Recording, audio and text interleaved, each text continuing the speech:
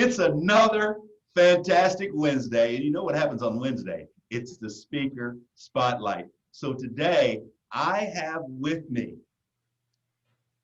Julie Thompson, and we're going to talk about some really cool stuff. I'm going to tell you what, I'm so excited about talking to Julie because I tried to do my Oppo research on Julie and I couldn't find it. And the stuff that I found out, I didn't understand. So we're all going to learn a bunch today from Julie. So Julie, welcome to the Speaker Spotlight. Thank you, James. I appreciate the invitation and your time to be here today, and I'm excited to talk to you. So let's start out this way, because you seem to have a niche market. You deal with auditing and compliance and stuff like that. And some people say, why should a guy like me, who's exciting and restaurant guy, say yawn compliance? What's that about? Tell me all about it and what your business is like and why that niche business works for you. Sure, happy to do that. So I actually sort of stumbled upon this niche that I'm in now. My background is actually in accounting, traditional financial kinds of things with the business, and that did include auditing. And about 30 years ago, I was working for Ryder Truck Rental down in Miami as part of their internal audit department. And they asked me to audit their environmental department. It totally changed my life, and as you can tell from the niche I'm in, it has changed my career. So from there, I worked for them for about 4 or 5 years and then started my own business, and I was doing speaking and consulting. I had been doing some speaking with respect to auditing and financial matters before, and then kind of just made that transition. Mm-hmm. So now what I do is a number of things. Part of my business is definitely still the consulting, and part of it is speaking. And I do believe that that's a good combination. So when markets change, you can put a little more emphasis on the other one as the need arises. So what do I do, and what's all this environmental health and safety stuff all about? Well, it impacts everybody from a business perspective as well as a personal perspective. And many things that you would do at home or at work, they translate to the other area as well. So when I'm talking to audiences, I actually have a couple of different types of audiences. One is many times companies will hire me to talk to their, what I call traditional auditors, their internal auditors, because they would like them to do more auditing within the environmental health and safety area, but their backgrounds aren't quite a match. Right. So I go in and I would train them on some of these regulations and the compliance aspects that might be required for a company, and then that helps, and then show them also some differences in how you would audit. There's a lot more boots on the ground when you're doing an environmental health and safety audit. You need to actually be out there and see things happening, and while you still have paperwork to look at, there's less of an emphasis. Right. But then I also often will be asked to go into any number of organizations. I've been in governmental organizations as well as private industry, public companies, that kind of thing, where they might have a solid environmental health and safety program, well-trained professionals, but they know nothing about auditing. And they will ask me to come in and talk to their organization about, well, how would I audit this? I know about like a tax audit or, the financial side, but that just doesn't make any sense to me with respect to environment, health, and safety. So I would go in and again, ask them to talk a little bit about the regulations and then walk them through, well, how do you audit to those regulations? What do I need to do? Do I need to talk to anybody? Do I need to look at anything? So that's kind of how it works. Okay. So again, the businesses will hire me to come in and talk about that, or to help them build a program. So in addition to a compliance audit, you can also have a management systems audit. And what you need, of course, to audit against a management system is you need the system. Right. And the system would be set up to help you at least stay in compliance, or if something happens, whether it's being out of compliance or say you have an accident or an incident, how to properly respond in order to minimize and mitigate the incident or accident. So right. Hope that helps, James. Yeah, let me ask you this. Let me see if I got all this right. So you are a consultant. Yes. You're also a trainer. Yes. you are a speaker, Yes. you are a compliance officer, and you consult and speak with both, right? And Yeah. you also are a regulatory person as well, right? Yes. But my knowledge on the regulations is not going to be as deep as someone who works within a specific industry. But I know more than enough to go in and work with them. And that's probably one of the pieces that you would want to make sure is that the people, employees at a particular facility, they know what those regulations are, Right, where right. to find them, what does it really mean. So yes. So you're All of just a that's vast warehouse of information when it comes to that subject. That's interesting. And so from a pure accounting point of view, you really don't even do much of that anymore, right? Just from a I pure actually do a accounting. little bit of it, but it's related to my consulting side Okay. of my business. And I primarily do consulting, with in a wide range of industries, but my primary consulting client, they have a large number of underground storage tanks, and there's numbers involved in if they have a release and getting that cleaned up, and that's really the accounting side that I do now. However, you can also audit the EHS numbers. Because when you think about it, many companies now are putting out environmental reports or sustainability reports, greenhouse gas reports. And as an auditor, those are also things that you can audit. And many of those absolutely contain numbers. That's not something Right. that's within my purview, so to speak. But yes, somebody else could be doing that as well. Okay, so we're going to talk about Auditing Alliance here in just a minute, but I want to back up a little bit because you said up front that you kind of stumbled into this, right? Yes. So if you stumbled into it, that means that you probably spoke and talked about some things before that. What did you do before that? So before that, I mostly was doing training, but I did also speak at some conferences, and it was all related to primarily the financial side of auditing, but a little bit more. I kind of had gotten out a little bit. I was doing a little bit of talking or training and speaking about like business etiquette. So outside of just the numbers, but most of that was having to do with specialized topics within auditing. Right. Okay, super. So let's go back to the other side. Tell me about Auditing Alliance. When we first came on, I asked you about that because that's something that's fairly new. So why don't you enlighten us to what Auditing Alliance is and what that's all about? Sure. And so I'll tell you what it is first, and then I want to tell you how it's impacted my business as well. Okay, good. So within the environmental health and safety auditing arena, and even I would expand that to there's also related disciplines, so to speak. So sustainability, social responsibility, things like security, all overlap with environment, health, and safety. So probably about 30 to 35 years ago, there was a small group, about 10 or 12 people, right as environmental regulations were hitting the books, realized that this was going to be an opportunity for auditing. Okay. So they met and talked about, well, where is this going to go? We're auditors, we are consultants, specialists within this particularly environmental arena. And we need to be looking ahead and making sure we stay ahead of, like even regulators regulating us if we were to audit. Mm-hmm. And that group was called the Auditing Roundtable because those 12 people literally sat around a round table during their first meeting. Okay. So that group evolved into, they added the health, they added the safety, and also incorporated those other areas I mentioned, and grew to where at one point they were just shy of about 1,000 members. And over the years, the numbers kind of went up and down, as it often does, as I'm sure you're aware with a professional organization. And they changed the name to just the Auditing Roundtable.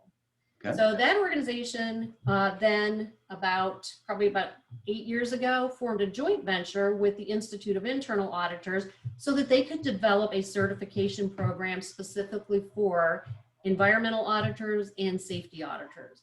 So you can get a certified professional environmental auditor certification or a certified professional safety auditor certification. Okay. That joint venture was known as BAC. Well, the joint venture lasted several years, and then in, 2018, the other joint venture partner decided that they wanted more involvement in the environmental health and safety area, and I don't know what you would call it, but a merger, so to speak, occurred. So the IIA, Institute of Internal Auditors, took over not only the certifications, but even that professional organization.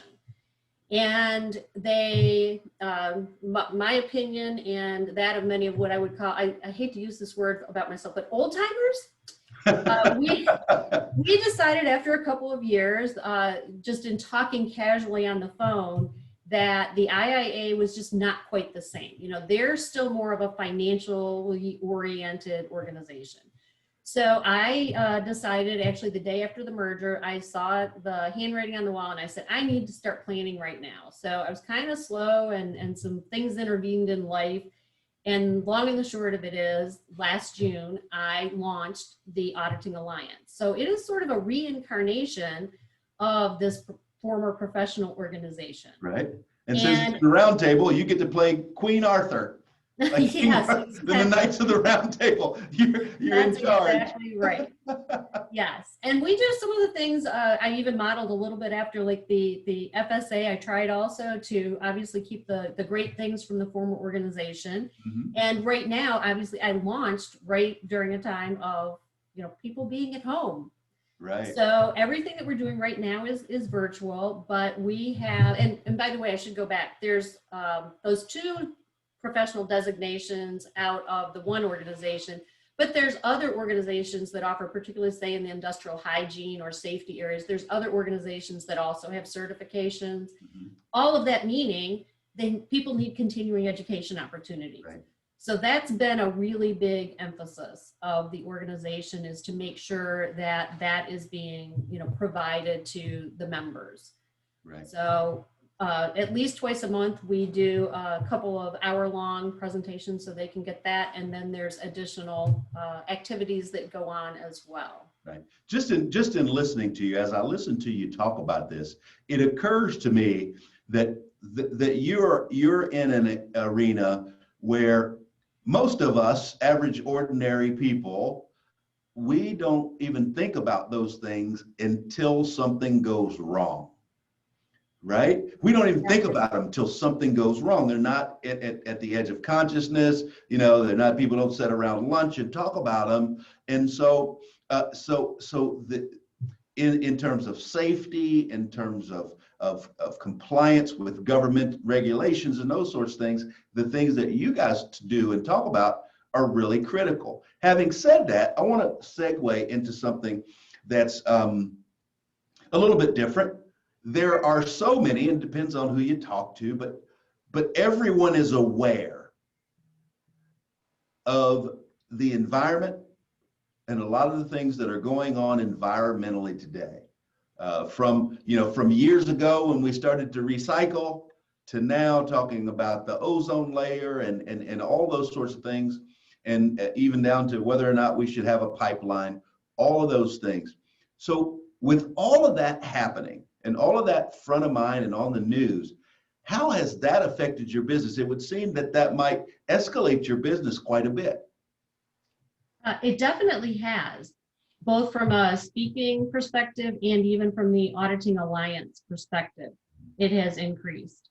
So I think that, from, like I said, I'm less than a year old now, got about 65 members, and that's increasing all the time, fortunately. But there's a big demand for specific types of, like, these 1-hour sessions and training that will be offered, down the road. And people are very focused in on these current topics. So, for example, you mentioned several things like recycling. That's one that is becoming more important, because though we've had recycling programs around for a while, what we're finding is not everything that we thought was being recycled is actually being recycled. Right. From, the computer electronics that are ending up overseas, and you see the big exposés on the news, to, even your recycling at home. You know, all that stuff that's coming in clamshells, your raspberries, your blueberries, all that, those are not, there's no market for that right now. Right. So then the question becomes, is that important to my systems within my company to know what's really happening to all of that? And as I mentioned before, if you issue a report and you are claiming that you're recycling all of this stuff when it's not all really being recycled, that can come back to haunt you, so to speak. Right. So, and then I've had a number of people talking about like the plastic in the ocean. You know, what are we doing as a business to contribute to that, or to, you know, decrease the problem? Right. And do we have, you know, proper programs in place? So that it is definitely, all these hot issues are definitely impacting the business. So let me ask you one question, and it may just be me because I'm from Kentucky, and we'll get to that later. But I have one question that I may not have gotten just yet. What is the closest profile that you can give me of your specific client?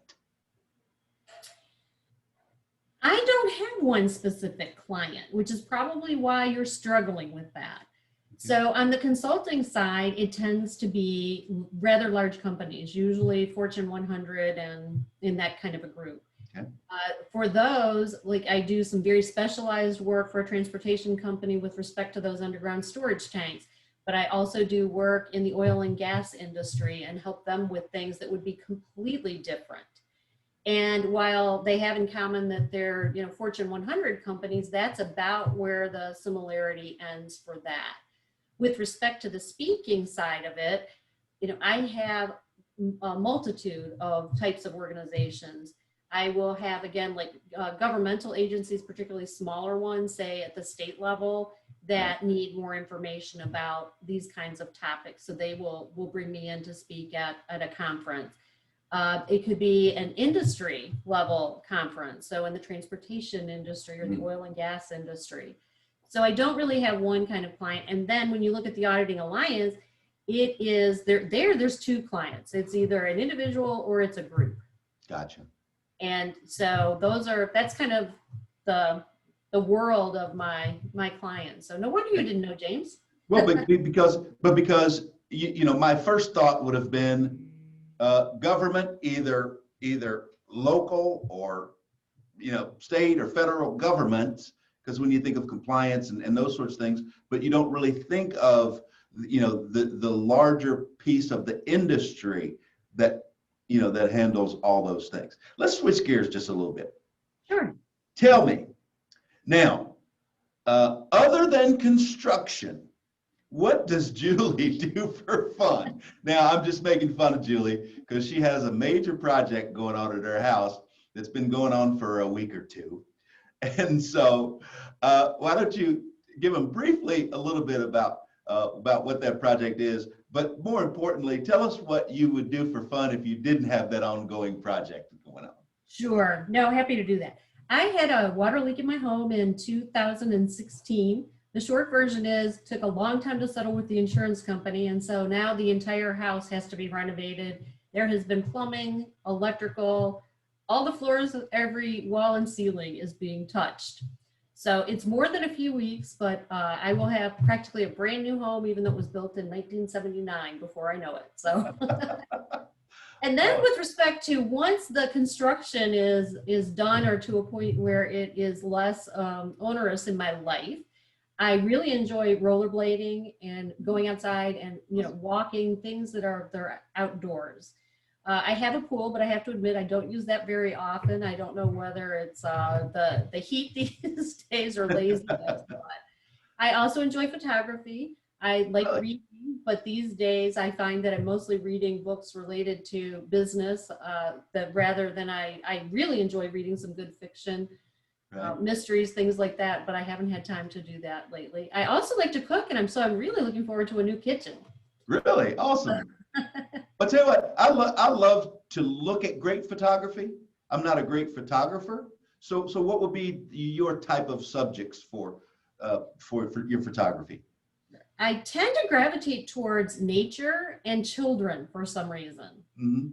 And so particularly when I travel outside of the country, I carry a camera all the time and just have a fabulous collection Right. of just pictures of beautiful children in every kind of setting that you can imagine.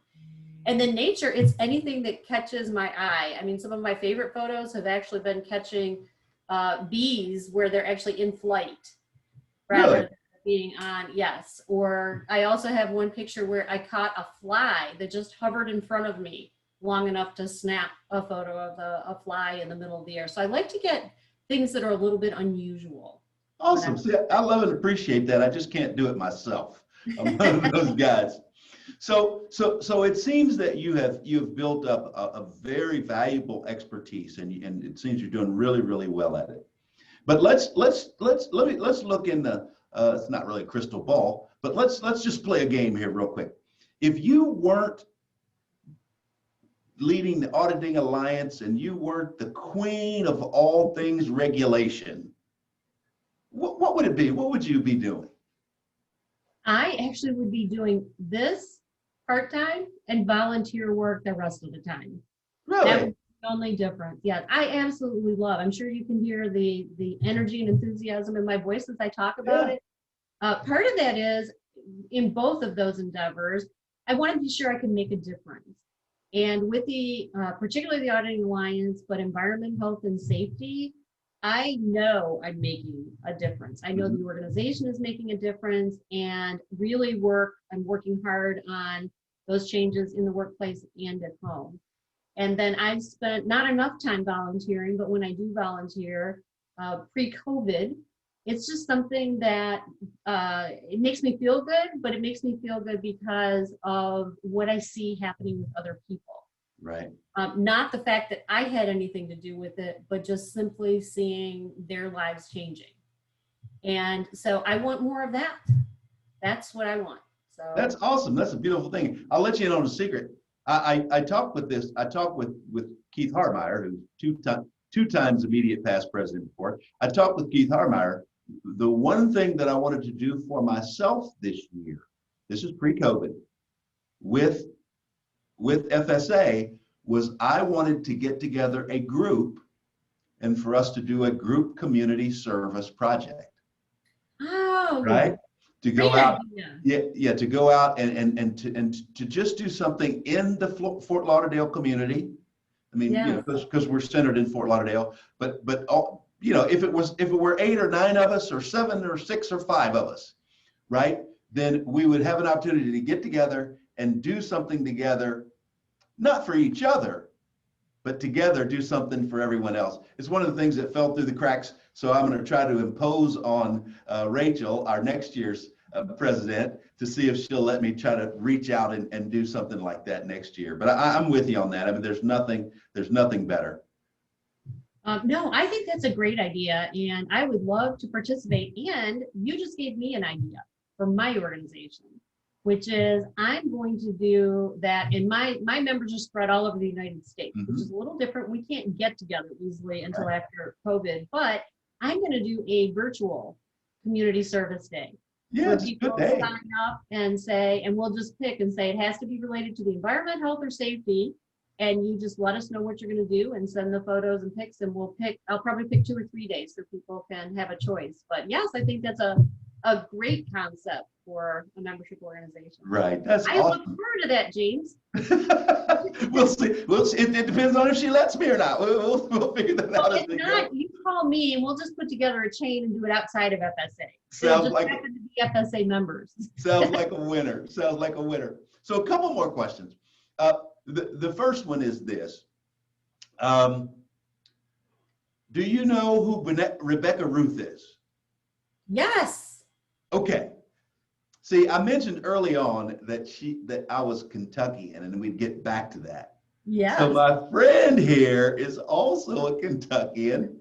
And having said that, I asked about Rebecca Ruth. For those of you who don't know, Rebecca Ruth is a time-honored, historic, traditional bourbon ball maker. That's candy with bourbon in it. So you can get your sweets and you can get drunk at the same time.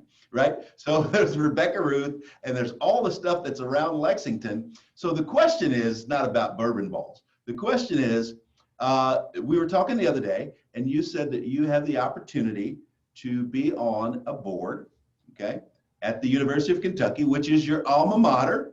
Yes. Although I'm more of a Louisville guy, it's okay. I spent a lot of money at UK. But tell us a little bit about that and how that's, why you're so excited about that. You had a lot of excitement about that when I talked to you. I'm very excited, and thank you for mentioning this. So my alma mater is the University of Kentucky, and through the Auditing Alliance, I have been reconnecting, expanding my connections there, because one of the goals is to get younger people involved in environment, health, and safety, and hopefully auditing. And as a result of that, I got a call, and they would like me to participate in their advisory board for the business school to help make students more aware of the wide variety of careers that are available. And I said, well, I'm the perfect story, because I could probably barely spell environment when I went to school. And certainly with an accounting degree, I never thought I'd end up. But the first meeting that I will be participating in will be in April. And again, I'm just so excited. And I think, it'll help both ways. It'll help me get back. I think what's aging backwards? So that's what's going to happen with this, because I'm going to be dealing with a lot of younger people. I did notice many of the other board members are younger, so that's great. So thank you. Well, so now that you're on a board at UK, can you get me tickets right beside Ashley Judd for a basketball game? I'm just saying. You'd have to stand in line behind my brother. Okay. I should say one of my brothers. I haven't asked the other two, but one, yes, he's that's his dream girl too. Awesome. Well, here's what I'm gonna do. I'm gonna let you take us out. Okay. What I'd like for you to do is give us one nugget about how NSA and FSA has helped you and continues to help you in your business, and why someone who's new or someone who's not even in our either one of our organizations, why someone should consider becoming part of FSA or NSA. Well, let me just start by saying I've encouraged a number of people to join NSA or their local chapter, because not all of them happen to be in South Florida. And what the reasons that I have done that are, I have learned so much about the business of speaking. Right. And while many people have the platform skills, or they could certainly do some polishing to get there, understanding the business side of it is something that is completely different. I also would encourage people, because I have never left a presentation at FSA or NSA that my brain wasn't just about to explode because of all of the concrete, actionable information and items that I would come out with. You cannot find a better organization that will give you not only the information, but people that are there that are willing to talk to you about their successes and help give you a little bit of guidance on the way. So this is my favorite organization. I just love it. Well, other than the Auditing Alliance. Awesome. Well, I'm going to let you off the hook because we talked about the board with FSA, and you said, well, I'm on the board at University of Kentucky. So since I'm Kentucky born, Kentucky bred, when I die, I'll be Kentucky dead. I'll let you off the hook there. Julie, I want to thank you for spending some time with me today, because I learned a lot more about you. First of all, the rollerblading, which is awesome, and so, but more than that, obviously, about your business and about what you do. And I'm excited because, like so many people, and I'm glad you said this, like so many people in FSA and in NSA, we're talking to Julie Thompson, and she's making a difference. And that's the big deal. So Julie, thanks again. And I hope that I get to see those tickets beside Ashley Judd, but I'll work on it. If I won't hold my breath, okay? That's good. It was my pleasure, James. Thank you for having me. You're welcome. So that was the day with Julie Thompson. Next week, it's going to be really awesome. I got a bunch of great FSA members on tap. So just look out every Wednesday for the next speaker spotlight. So I'm James Henderson, Florida Speakers Association president, and I'll see you guys soon in the speaker spotlight.